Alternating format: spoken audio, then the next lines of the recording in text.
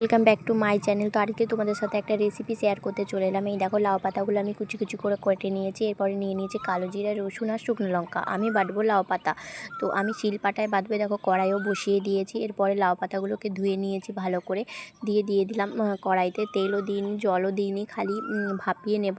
তো ওই জন্য লাউ পাতাগুলো দিয়ে দিলাম। তো এই দেখো, একটু নেড়ে চেড়ে আমি ঢাকা দিয়ে দেবো।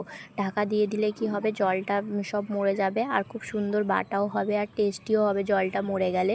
তো এই দেখো, আমি ঢাকা দিয়ে দিয়েছি। দেখো, তো এটাকে ভালো করে নেড়েছে ভাপিয়ে নিয়েছি। দেখো কি সুন্দর জল মরে গেছে। তো এরপরে আমি এটা নামিয়ে নিয়ে এরপরে দিয়ে দিলাম রসুন, কালো জিরে, শুকনো লঙ্কা। এগুলোকে এবারে আমি ভালো করে লাল লাল করে ভেজে নেব।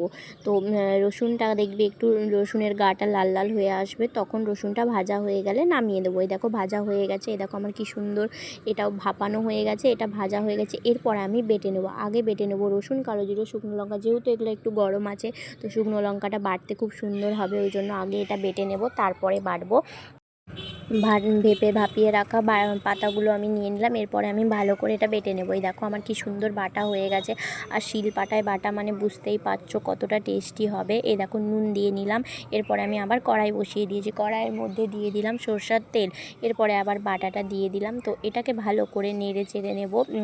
দেখো কি সুন্দর বাটাটা, দেখতেই কত লোভনীয় লাগছে না? তো কে কে খাবে অবশ্যই কমেন্ট করে জানিও, কার কার ভালো লাগছে আর কে কে খাবে। চলে আসো। এই দেখো, আমার বাটা পুরো কমপ্লিট হয়ে গেছে।